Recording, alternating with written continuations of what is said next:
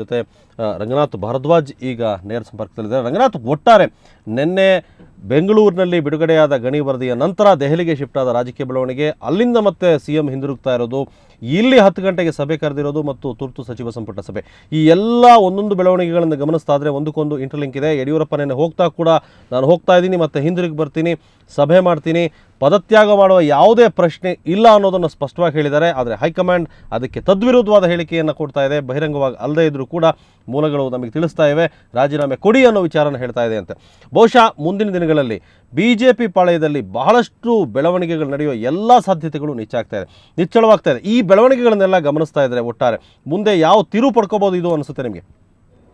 ಹಮೀದ್, ನಿನ್ನೆ ನಡೆದಂಥ ವಿಶೇಷ ಕಾರ್ಯಕ್ರಮದಲ್ಲಿ ನಾವು ಕೂಡ ಮಾತಾಡಿದ್ವಿ. ಏನು ಅಂತಂದರೆ, ಯಡಿಯೂರಪ್ಪ ಇಷ್ಟೆಲ್ಲ ಇದೆ, ಹೈಕಮಾಂಡ್ ಅವ್ರ ರಾಜೀನಾಮೆಯನ್ನು ಪಡಿಬೋದು, ರಾಜೀನಾಮೆಗೆ ಕ್ಷಣಗಣನೆ ಆರಂಭವಾಗಿರ್ಬೋದು. ಆದರೆ ಇನ್ನೊಂದು ಆ್ಯಂಗಲನ್ನು ಕೂಡ ನಾವು ಕೊಟ್ಟಿದ್ವಿ. ಯಡಿಯೂರಪ್ಪನವ್ರನ್ನ ಅಷ್ಟು ಸುಲಭವಾಗಿ ಮನವೊಲಿಸಲಿಕ್ಕೆ ಅದು ಸಾಧ್ಯವಿಲ್ಲದಂಥ ಮಾತು ಅಂತ. ಈಗ ತಾವು ತುಂಬ ಚೆನ್ನಾಗಿ ಹೇಳಿದ್ರಿ. ಏನು ಅಂತಂದರೆ, ಅಷ್ಟೊಂದು ಸುಲಭವಾಗಿ ಯಡಿಯೂರಪ್ಪನವ್ರನ್ನ ಮನವೊಲಿಸಲಿಕ್ಕೆ ಸಾಧ್ಯವಿಲ್ಲದಂಥ ಮಾತು. ಜೊತೆಗೆ ಯಡಿಯೂರಪ್ಪನವ್ರನ್ನ ಕಡೆಗಣಿಸಿ ಏನಾದರೂ ಹೈಕಮಾಂಡ್ ಹೆಜ್ಜೆ ಇಡುತ್ತೆ ಅನ್ನುವಂಥದ್ದೇನಿದೆ, ಅದನ್ನೂ ಕೂಡ ಅಷ್ಟು ಬೇಗನೆ ನಿರ್ಧಾರ ಮಾಡಲಿಕ್ಕೆ ಸಾಧ್ಯ ಇಲ್ಲ ಅಂತ ಮತ್ತೊಮ್ಮೆ ಸಾಬೀತಾಗಿರುವಂಥ ಅಂಶ. ನಿನ್ನೆ ಹೋದಂಥ ಸಂದರ್ಭದಲ್ಲಿ ಎಲ್ಲೋ ಒಂದು ಕಡೆಗೆ ಹೈಕಮಾಂಡ್ ಇವರ ಮನವೊಲಿಸ್ಬೋದು, ಹೈಕಮಾಂಡ್ ಹೇಳಿದಂಥ ಮಾತನ್ನು ಈಗಲಾದರೂ ಯಡಿಯೂರಪ್ಪ ಒಪ್ಬೋದು ಅಂತ ಅನ್ನುವಂಥ ಎಲ್ಲ ಮಾತುಗಳು ಕೇಳಿಬರ್ತಾ ಇತ್ತು. ಆದರೆ ಅದೆಲ್ಲದೂ ಕೂಡ ಮತ್ತೊಮ್ಮೆ ಸುಳ್ಳಾಗಿರುವಂಥದ್ದು. ಇಡೀ ರಾತ್ರಿ ಏನೇ ಕಸರತ್ತುಗಳನ್ನು ಮಾಡಿದ್ರು ಕೂಡ ಯಡಿಯೂರಪ್ಪನವರು ಒಪ್ಪಲಿಕ್ಕೆ, ಅಂದರೆ ಸೀಟ್ ಬಿಡಲಿಕ್ಕೆ ಸುತಾರಾಮ್ ಒಪ್ಪಿಗೆ ಕೊಡ್ತಾ ಇಲ್ಲ. ಅದು ಗೊತ್ತಾಗಿರುವಂಥ ಅಂಶ. ಯಾಕಂದರೆ ಮೊನ್ನೆ ಬೆಳವಣಿಗೆಗಳನ್ನ ನೋಡಿದಾಗ ಯಡಿಯೂರಪ್ಪ ಕೆಳಗಡೆ ಇಳಿಬೇಕು ಅನ್ನುವಂಥದ್ದೊಂದು, ಜೊತೆಗೆ ಏನಂದರೆ ಯಡಿಯೂರಪ್ಪ ಯಾರನ್ನ ಸೂಚಿಸ್ತಾರೆ, ಸೊ ಅವರ ಅಭ್ಯರ್ಥಿಯನ್ನೇ ಮುಖ್ಯಮಂತ್ರಿ ಮಾಡ್ತಾರೆ ಹೈಕಮಾಂಡ್ ಅನ್ನುವಂಥ ಮಾತುಗಳು ಕೂಡ ಕೇಳಿಬಂದಿತ್ತು. ಆದರೆ ನಿನ್ನೆ ನೋಡಿ ಎಂಥ ಬೆಳವಣಿಗೆಗಳು, ಬದಲಾವಣೆಗಳು. ನಿನ್ನೆ ಏನಾದರೂ ಲೋಕಾಯುಕ್ತರ ರಿಪೋರ್ಟನ್ನು ಯಡಿಯೂರಪ್ಪ ಸೀರಿಯಸ್ ಆಗಿ ತಗೊಂಡಿದ್ರೆ, ಏನು ವರಿಷ್ಠರು ಹೇಳೋದಕ್ಕಿಂತ ಮೊದಲೇ ಯಡಿಯೂರಪ್ಪ ಒಪ್ಪಿಗೆ ಕೊಡಬೇಕಾಗಿತ್ತು. ಆದರೆ ಯಡಿಯೂರಪ್ಪ ಒಪ್ಪಲಿಲ್ಲ. ಅದು ಯಡಿಯೂರಪ್ಪನವರ ಸ್ವಭಾವ. ಅವ್ರು ಹೇಳಿದ್ದೇನು ಅಂದರೆ, ಮುಖ್ಯಮಂತ್ರಿ ಹುದ್ದೆಗೆ ಇರುವಂಥವ್ರು ಏಕೈಕ ಒಬ್ಬರೇ ಒಬ್ಬ ವ್ಯಕ್ತಿ ಅಂತಂದರೆ ಅದು ಯಡಿಯೂರಪ್ಪ ಮಾತ್ರ ಅನ್ನೋದನ್ನು ಯಡಿಯೂರಪ್ಪ ಮತ್ತೊಮ್ಮೆ ಸಾಬೀತು ಮಾಡಿದರು. ರಾತ್ರಿ ಇಡೀ ನಿದ್ದೆಗೆಟ್ಟು ಯಡಿಯೂರಪ್ಪನವ್ರನ್ನ ಮನವೊಲಿಸೋ ನಿಟ್ಟಿನಲ್ಲಿ ಏನೇ ವರಿಷ್ಠರು ಪ್ರಯತ್ನ ಪಟ್ಟರು ಕೂಡ ಯಡಿಯೂರಪ್ಪನವರು ಕೂಡ ಅಷ್ಟೇ ದೃಢವಾಗಿ ನಿಂತು ನಾನು ಯಾವುದೇ ಕಾರಣಕ್ಕೂ ಸೀಟ್ ಬಿಟ್ಕೊಡಲ್ಲ ಅಂತ ಮತ್ತೊಮ್ಮೆ ಸಾರಿ ವಾಪಸ್ ಬರ್ತಾ ಇದ್ದಾರೆ. ಭಾಳ ಆಶ್ಚರ್ಯಕರ ಸಂಗತಿ ನೋಡಿ, ಹೇಳದೆ ಕೇಳದೆ ಅವರು ವಾಪಸ್ ಬರ್ತಿರುವಂಥದ್ದು. ಅದಾದ ನಂತರ ಸ್ವತಃ ಅವ್ರ ಜೊತೆಗೆ ಹೋದಂಥ ನಾಯಕರುಗಳಿಗೆ ಯಡಿಯೂರಪ್ಪ ಎಲ್ಲಿದ್ದಾರೆ ಏನು ಅಂತ ಗೊತ್ತಾಗದೇ ಇರುವಂಥದ್ದು. ಅವರೂ ಕೂಡ ಈಗ ಎದ್ನೋ ಬಿದ್ನೋ ಅಂತ ಬೆಂಗಳೂರಿಗೆ ಬರ್ತಿರುವಂಥದ್ದು, ಬೆಳಗ್ಗೆ 10 ಗಂಟೆಗೆ ಸಭೆ ಮಾಡಿರುವಂಥದ್ದು. ನಿನ್ನೆ ಆದಂಥ ಬೆಳವಣಿಗೆಗಳನ್ನು ಕೂಡ ನಾವು ಗಮನಿಸಬೇಕು. ನಿನ್ನೆ ತಮ್ಮ ಆಪ್ತ ಸಚಿವರು ಯಾರಿದ್ದಾರೆ, ತಮ್ಮ ಆಪ್ತ ಶಾಸಕರುಗಳು ಯಾರಿದ್ದಾರೆ, ಅವರೆಲ್ಲರ ಸಭೆಯನ್ನು ಯಡಿಯೂರಪ್ಪನವರು ಕರೆದಿದ್ರು. ಮುಂದಿನ ತೀರ್ಮಾನ ಏನು, ಮುಂದಿನ ನಡೆ ಏನು, ಅದೆಲ್ಲದ್ರ ಬಗ್ಗೆ ಕೂಡ ಸಾಕಷ್ಟು ಚರ್ಚೆಯಾಗಿತ್ತು. ಈಗಲೂ ಕೂಡ ಅವರ ನಿರ್ಧಾರ ಅಚಲ.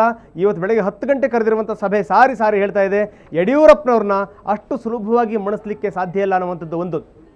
ಇಲ್ಲಿ ಬಹಳ ಮುಖ್ಯವಾಗಿರುವಂಥ ಸಂಗತಿ ಅಂದರೆ ಹಮೀದ್, ಹೈಕಮಾಂಡ್ನ ಒಂದು ದೌರ್ಬಲ್ಯ. ಯಾಕಂದರೆ ನೋಡಿ, ಒಬ್ಬ ನಾಯಕನನ್ನು ಹೈಕಮಾಂಡ್ ಆಡಿಸ್ಬೇಕು. ಆದರೆ ಇಲ್ಲಿ ಯಾರೋ ಒಬ್ಬ ಪ್ರಾದೇಶಿಕ ನಾಯಕ, ಒಂದು ರಾಜ್ಯದ ನಾಯಕ ಹೈಕಮಾಂಡನ್ನು ಆಡಿಸಿದಂಥ ಉದಾಹರಣೆಗಳು ಬಹುಶಃ ಭಾರತದ ಸ್ವತಂತ್ರ ಇತಿಹಾಸದಲ್ಲಿ ಇವತ್ತಿನವರೆಗೂ ನಾವು ನೋಡಿಲ್ಲ.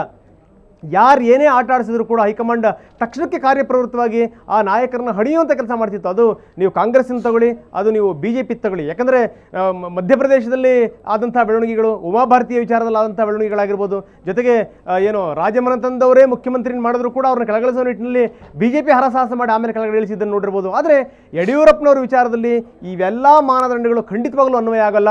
ಹೀಗಾಗಿ ಏನಂದರೆ ಹೈಕಮಾಂಡೇ ಒಂದು ಲೆಕ್ಕದಲ್ಲಿ ಲೋ ಕಮಾಂಡ್ ಆಗಿರುವಂಥದ್ದು ಇಲ್ಲಿ ಸ್ಪಷ್ಟವಾಗಿ ಗೋಚರ ಆಗ್ತಾ ಇದೆ. ಮುಂದೆ ಉಳಿದಿರುವಂಥ ಮಾರ್ಗ ಏನು ಅನ್ನುವಂಥದ್ದು ಭಾಳ ಪ್ರಮುಖವಾಗಿರುವಂಥ ಸಂಗತಿ. ಈಗೇನು 9 ಗಂಟೆ ಸುಮಾರಿಗೆ ಅವರೇನು ಸಭೆಯನ್ನು ಸೇರ್ತಾ ಇದ್ದಾರೆ, ಪ್ರಮುಖರೆಲ್ಲ ಸಭೆ ಸೇರಿ ಒಂದು ನಿರ್ಧಾರಕ್ಕೆ ಬರ್ತಾರೆ. ಅದು ನಿಜಕ್ಕೂ ನಾವು ನಿನ್ನೆ ಹೇಳಿದಂಗೆ ಒಂದು ಸಾಲಿನ ನಿರ್ಣಯ ಆಗಿರ್ಬೋದು.